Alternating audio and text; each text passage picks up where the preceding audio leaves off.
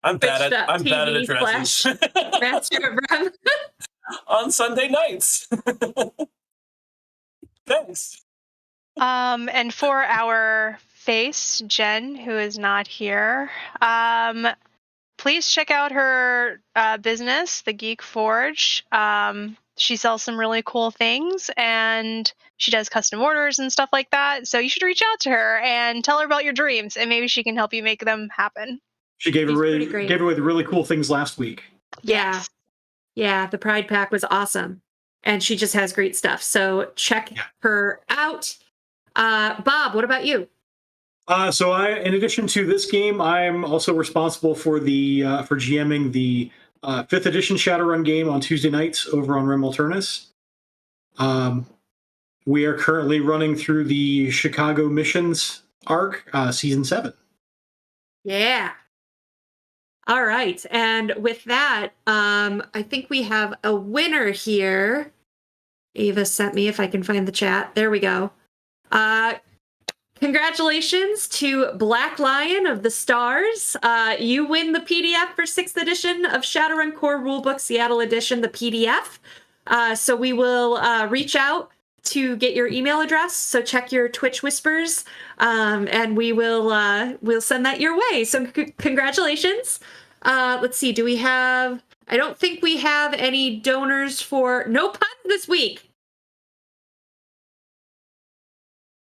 Boo! I'm quitting the stream. No puns, no Amber.